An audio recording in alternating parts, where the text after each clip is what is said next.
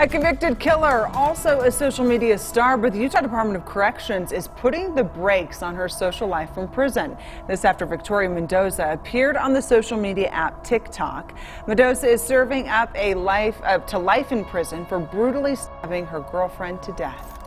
Before I was arrested, I was also working in a morgue, and I was actually stealing, we can use the word stealing, body parts, well, not body parts, human tissue from the autopsies, and bring them home and try some culinary experiences. Let's say, let's choose the words wisely. A man who loved sharing dance videos on TikTok was choked to death over a video game argument, deputies in Michigan said.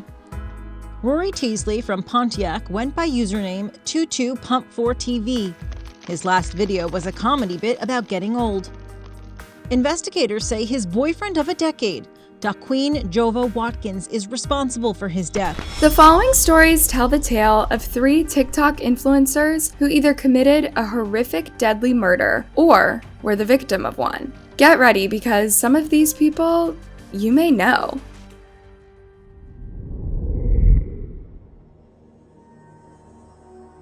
Where's Tony? She's dead. Yes, I actually killed someone. She was searching me out. You don't understand. I went crazy when I didn't need to do it, you know? And then I realized after the show, there's someone. Father of a 21-year-old woman allegedly killed by her domestic partner is wondering tonight what went wrong and if something could have been done to prevent the tragedy. I'm hearing little bits and stories from friends of Tnie that Tnie was living in fear of Vicky. Police say Tnie Beard was stabbed late Friday night in Ogden by Victoria Mendoza. She's now in jail. Tnie's dad says his daughter seemed happy. She was going to school and working as an accounting assistant, but police say an argument ended with tragedy. Oh my gosh, you guys, I'm so scared.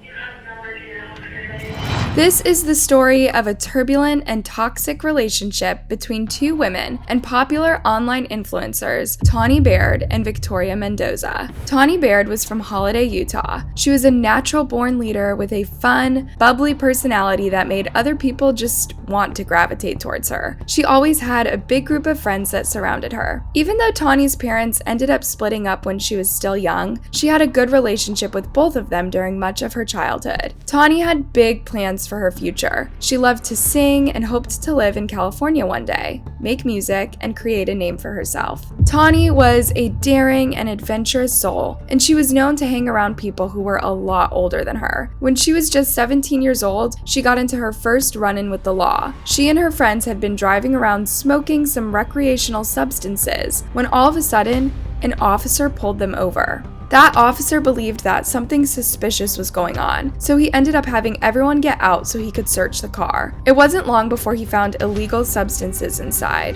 Tnie was just an underage kid at the time, but the people she was with were all over 18 years old. She knew that meant that they could get into a lot of legal trouble, so even though it would mean more trouble for herself, Tnie ended up claiming that the illegal substances were hers. Tnie taking responsibility for this may have saved her friends a lot of legal issues, but it led to her being charged with possession and put on probation. Believing that his daughter was headed down a bad path, Tnie's dad ended up reaching out to her probation officer. He said that he was worried that his daughter could still be using drugs, and he wanted to take the issue into his own hands by having her professionally tested on a regular basis. While Tnie's dad meant well and had hoped that his intervention would help his daughter get back on the right path, what he likely didn't expect was what happened next. The Department of Child Protection and Family Services ended up getting involved, and after a review, it was decided that Tnie would need to spend some time in a youth program. This program was to help people like Tnie who had found themselves getting tangled up with the law at a young age. Tnie's time at the program would end up dramatically changing the course of her life in many ways, but The biggest way was that through the program, she met a girl named Victoria Mendoza. Even though she was still in her teens, Victoria's life had been full of a lot of challenges. Her dad had taken his own life when she was just a young girl. Then her mother found out that she was suffering from terminal cancer. Not only that, but because Victoria's mom was unable to work, the two of them had very little money. And as you can imagine, this would be a lot for a young girl to handle. Victoria was an unpredictable girl who would often run away from home or stop going to school. She was in a difficult and vulnerable place in her life when she ended up meeting Tnie. In many ways, the two girls were opposites. Victoria had a difficult family background, while Tnie had a lot of support from both family and friends. Their personalities were also quite different. Tnie was more outgoing and goofy, while Victoria was quiet and withdrawn. Victoria was also the jealous type. As she and Tnie began to form a romantic connection, she would often get upset when she saw Tnie hanging out with other people. Sometimes this would lead to arguments between the two of them. Victoria and Tnie's relationship would be put to the test when their time at the youth program came to an end, and it was time for them to go back to the real world. Tnie was released after 90 days, and Victoria was released not long after that. Tnie's dad was skeptical about his daughter's new relationship. She and Victoria just seemed to be like total opposites, but he could tell that she was happy and excited about this, so he tried to push his fears aside. Victoria and Tnie liked to flaunt their relationship. They often posted pictures of the two of them together on social media, and Tnie would gush about what a great girlfriend Victoria was. But as is often the case with social media, things in real life were not nearly as cheerful and happy as they seemed. Victoria and Tnie's relationship was extremely messy. It involved a lot of drama and even some infidelity. Victoria ended up cheating on Tnie, causing the two of them to break up. But Victoria must have regretted it because she ended up turning to social media in an attempt to win Tnie back. With her cell phone held up to a mirror, Victoria recorded a video that she would later post online. The video was titled, "I'm Sorry, Tnie Beard." A lot of things on my mind that I want to say, but I keep going blank because I know that I'm recording myself and I know that I'm doing, I know that I'm on video and stuff, but I'm going to just start from where I feel like I need to start. And in the video, Victoria apologized to Tnie for being unfaithful, but also slammed someone who Tnie was supposedly friends with. Someone says, "I'm sorry for hurting you and cheating on you with your best friend. And your best friend is a slut, and I don't like her. She's gross, and I can give a fuck less. Alright?" Victoria said she is willing to do whatever it takes to get Tnie back and make her happy. This video is like an apology to you, and the girl I'm talking about is Tnie, and I'm trying to get her back to be with me so I can keep her again and for her to give me another chance, because I'm in love with her and I love her and I want her back, and I'll do anything I have to do to show her that I can be a better girlfriend. Possibly in an attempt to remind Tnie of the happier times that they had shared together, Victoria takes out some letters that Tnie wrote to her after she had been released from the youth program, while Victoria still had some time left. And I liked you, and I wanted to get to know you and stuff. And one of the letters you wrote me in Arctic, I read all the time because it meant a lot to me, and it's probably like one of my favorite letters I have from you or whatever. But Victoria reads some of the letters. In it, Tnie writes about how much she misses her and how this relationship is different than any that she's ever been in before. Victor at the top, and it says, "I can't stop thinking about you. I can't stop thinking about you either. I miss you so much. I wish so much that you were getting out earlier for real. I miss you so much. Now I don't know how I'm gonna be when I can't see you for that long. I like you so much, really. I am usually different when I like someone a lot. I don't want to be with them all the time, and I don't always miss them as much as I miss you." Victoria can't help but smile as she reads the loving words from her then former girlfriend. "It's different. I'm so happy that I met you, for real. I talked to my aunt, and she said, right when you get out, we can hang out, because I told her you don't do drugs and you want to do good when you get out. Whenever I see you, I just want to jump on you. You make me so happy. I'm not afraid to tell people I like you. It doesn't weird me out." In the letter, Tnie tells Victoria that she is going to wait for her to get out of the youth program and has no plans on talking to anyone else during that time. She says that Victoria is the only person who she wants to be with. I don't lose you at all. I really, really, really do love you, and I'm really sorry for everything I did. And I'm just wanting to have you back in my arms again and treat you better than I ever treated any other girl before. Sharon the hell don't give a fuck what anyone says about this video. So clearly, Victoria was a pretty hot and cold kind of person. She's sweet and loving one moment and angry and aggressive the next. But the video ended up working because Tnie forgave her and the two of them got back together. Still, things were hardly smooth sailing with Tnie and Victoria's relationship. They would often get into massive fights, sometimes even causing Tnie's parents to intervene. They believed that Victoria had a lot of issues that she was going through, but around this time she had just lost her mother to terminal cancer. Because Victoria was going through such a hard time, Tnie's family really took her under their wing. They let her come live with them as she worked on getting back on her feet and getting a fresh start to her life. Tnie's grandmother even paid for Victoria to get some of her regretful tattoos removed. Despite her apparent determination to turn her life around, Victoria's behavior was getting more and more dangerous and scary. She was starting to get violent against Tnie. After one of their brutal fights, Tnie arrived home with a split lip and a missing tooth.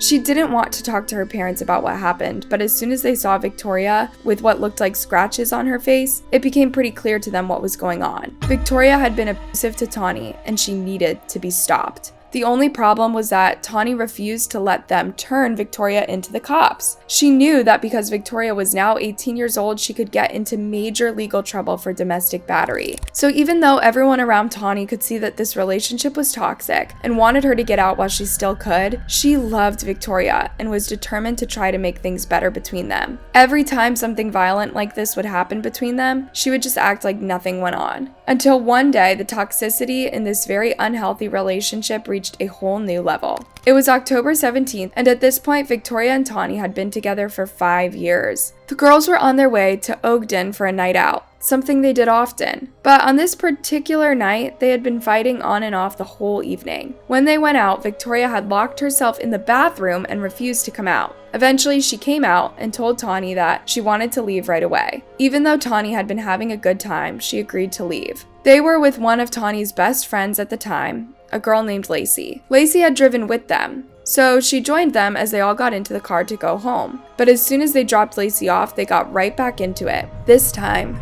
their argument was even more extreme than before. What happened next, we may never know for sure because sadly, we only get Victoria's versions of events. But at some point while Tnie was driving and Victoria was in the passenger seat, things turned violent. Victoria reached for a weapon and brutally attacked Tnie over and over again while attempting to keep control of the car.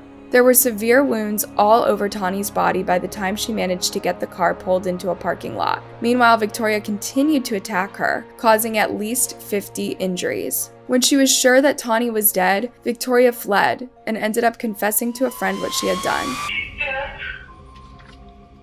Yes, I actually killed someone. A short time later, a 911 call came in, reporting that Tnie had been murdered. What is the address and city of your emergency? I have to report a murder. Okay, do you know who was murdered? Yeah, her name's Tnie. Law enforcement found the car where Tnie's body was. She was slumped in her seat, and it was clear that she had died a brutal, heinous death. They then tracked down Victoria, who admitted that she had attacked Tnie with a weapon. 22-year-old woman in jail tonight, accused of stabbing her domestic partner to death during an argument. Good evening, everyone. Police say it happened early this morning as the couple was driving home to Salt Lake from Ogden. News of what happened spread quickly throughout the community. In Holiday, where police say Tnie Beard lived with her partner, who is the suspect in this crime. Now, Barrett's father on Facebook told me that he was on his way back to Salt Lake City tonight from a work trip out of state, but on Facebook he did post that he was lost, hurt, and devastated over the death of his daughter, and he also said that he wants justice. Everyone was shocked by what had happened. Many just did not expect things to get to this point. They were traveling back to Holiday. But Victoria Mendoza and Tnie Beard never made it out of Ogden. Police say the couple, who had been visiting friends, began to argue during the car ride home. They pulled into this church parking lot on E Avenue where the argument escalated. Police say Mendoza stabbed her domestic partner to death. A judge decided that Victoria should be held without bail while she awaited trial. This was a decision that Tawny's heartbroken parents were relieved by. I'm very happy the no bail. It's appropriate on a murder 46 times. I was really happy that we got the no bail for Vicky today so they can see how dangerous she is and what she's done. During the trial, the prosecution told the judge that there would be great concern for the safety of the community if Victoria was allowed on the streets again. If a person can snap and violently attack and kill another person with such little provocation, with such disproportionate response, we're concerned that she could also snap or become enraged in the community. There was no shortage of evidence against Victoria, who ultimately pleaded guilty to first-degree murder. This meant that justice would happen much quicker than if the case had gone to trial. Prior to her sentencing, Victoria addressed the court and admitted that she is the one who is to blame for everything that happened. However, she never once apologized. I understand that they're hurt and I'm hurt as well. I have no excuse for what I've done, that's the main reason why I pled guilty. I did knock out her tooth, but her family also covered it. I really have nothing to say. I'm the wrong, I'm the monster here. Tnie's father was also given a chance to tell the court about who Tnie was before the sentencing. Tnie had her whole life ahead of her. Tnie was a beautiful girl with lots of wonderful aura. When she walked into a room, you could feel the love and see the wonderful personality of Tnie. The judge ended up handing down the harshest sentence possible under the law, 16 years to life. It wasn't the outcome that those who loved Tnie had hoped for. They had asked for life without parole. Now, with this sentence, there was a chance that Victoria will be free again one day. That day won't be until Victoria has served at least 24 years of her sentence. Even then, she'll have to be psychologically evaluated to make sure that she is even considered safe to be out in public. While behind bars, Victoria somehow managed to gain access to social media. She made both a TikTok account and a YouTube channel and began getting public attention on both accounts. A convicted killer, also a social media star, but the Utah Department of Corrections is putting the brakes on her social life from prison. This after Victoria Mendoza appeared on the social media app TikTok. Mendoza is serving up to life in prison for brutally stabbing her girlfriend to death. Obviously, a convicted murderer is not supposed to have a TikTok while serving out her prison sentence, but it took a while for law enforcement to find out about it. Years later, on the social media app TikTok, Mendoza appears on the man as she talks about her dreams. And while on TikTok, she had over 1,000 followers. I was livid, very, very angry, Marcos. I don't have a video phone to contact my daughter. Why should she have one in prison? Victoria's quick bout of social media fame seems to be over for now that she's been caught and her profiles are not active. Tnie's family, however, has been very active in trying to make something positive come out of this horrible tragedy. Her dad and stepmom opened up a safe house for other victims of domestic violence. Today we are talking about the Tnie Beard Spring Fling happening this weekend. So joining us here today, we have Casey and Julie Beard, parents. Tell us a little bit about the history before we even get into this actual event that's taking place, but fill us in on why you're doing this. Well, my daughter Tnie, she was the light. She was wanted to be a movie star. She wanted to do a lot of things, but she was brutally murdered. Tnie's father, Casey, recalled the night that he found out his daughter had been brutally murdered. Friend, it was a lesbian relationship, October 18, 2014. I got the call that no father or parent should ever get. My daughter had actually been stabbed 46 times going down the freeway, down I-15, somewhere between Layton and Ogden. And it was her girlfriend. She was driving the car. There was 22 stab wounds in my daughter's right arm trying to fight her off. Casey doesn't want any other parent to ever have to go through the experience of finding out that their child is dead. We're opening a safe house for domestic violence victims. It'll be kind of different, no counseling, just kind of quick, boom, cops can bring them in. We can go get them in, get them safe, and then redirect them. But we're gonna call it the Tnie House. So tomorrow, we're doing a big motorcycle ride. I'm a big Harley guy. Cool. I've been a radio DJ here in Salt Lake, done lots of rides and all kinds of events for domestic violence. So members of the Utah community helped raise money for this safe house that was created in Tnie's memory and honor. Casey said that he believes his daughter's spirit has helped the initiative become so successful. A documentary last year, and Cheryl Phillips was filming in front of the camera.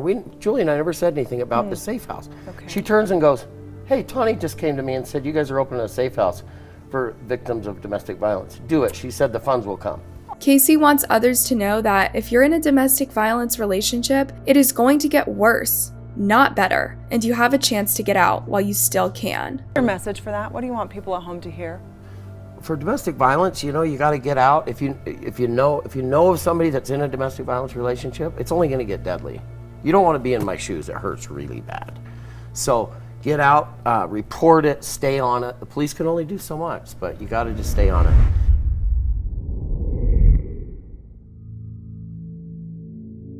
Today I sat down with a convicted killer, cannibal, and grave robber by the name of Nico Clos, aka the Vampire of Paris. We talked in depth about his crimes, his incarceration, and his life now as a functioning member of society over 20 years after being released from prison. Nico Clos is a nightmare from the 1990s who committed horrible crimes throughout the early 1990s in Paris, France. That's how he got the title, the Vampire of Paris. From a young age, Nico was fascinated by super dark things involving death, including cannibalism and voodoo rituals. When his grandfather passed away and he went to the wake as a child, he soon realized that he was fascinated by the concept of death and what happens to the body after death.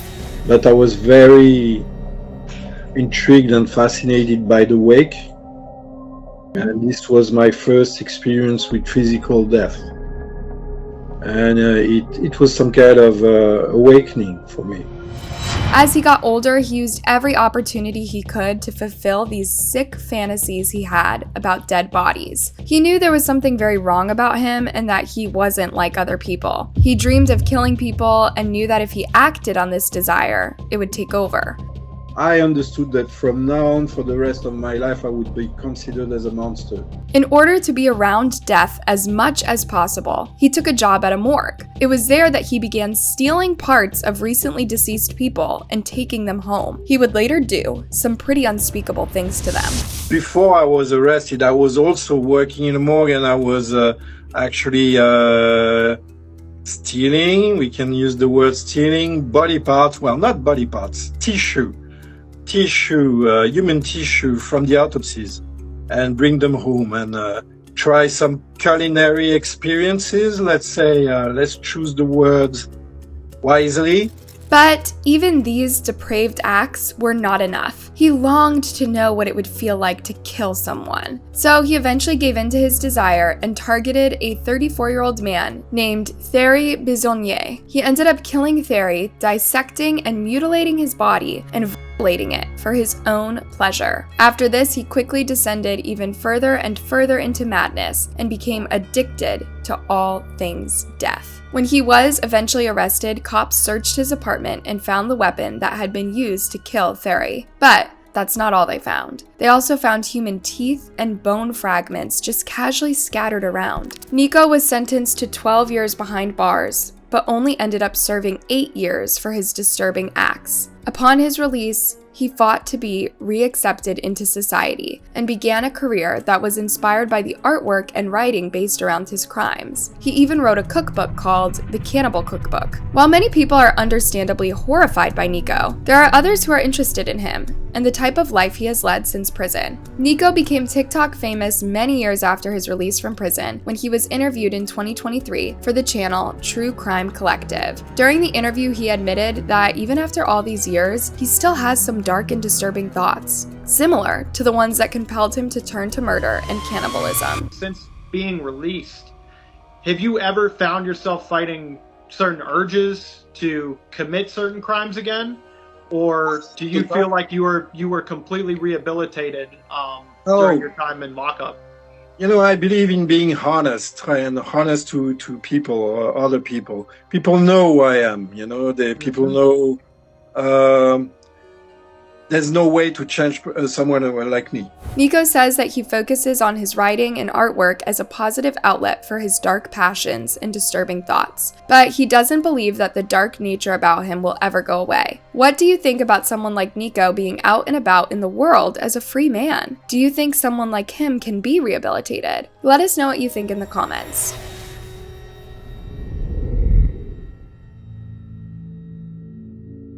A man who loved sharing dance videos on TikTok was choked to death over a video game argument, deputies in Michigan said. Rory Teasley from Pontiac went by username 22Pump4TV. His last video was a comedy bit about getting old. Investigators say his boyfriend of a decade, Daqueen Jova Watkins, is responsible for his death. This story is a little bit different from the others because it was the victim and not the killer who was the TikTok star. Rory Tesley, better known through the TikTok community as 22pump4TV, was well known for his fun and lighthearted content that he used to make people laugh. He had around 200,000 followers on the platform. Rory enjoyed posting dancing videos where he followed along with new trends, as well as relatable comedy sketches about everyday life. But in January of 2022, his life was cut short in a very tragic and abrupt way. Now, even though it's been 2 years since all this happened, there still is a lot that we don't know about what actually went down. What we do know is that it was Rory's longtime boyfriend, Daqueen Jova Watkins, who allegedly murdered him, and that the argument stemmed from the video game Overwatch. According to deputies, Watkins called 911 and said he and his boyfriend had gotten into a fight, and the boyfriend was sleeping on the couch. Deputies found Teasley unconscious and not breathing. He was taken to the hospital but could not be revived and was pronounced dead. In March of 2023, Daqueen pleaded no contest to Rory's murder. While there has been no update as far as sentencing, we can assume that he will likely be spending the rest of his life behind bars. Are there other popular TikTok influencers that you think could have disturbing backgrounds like these? Let us know what you think in the comments below. Thanks for watching, and don't forget to like and subscribe for more.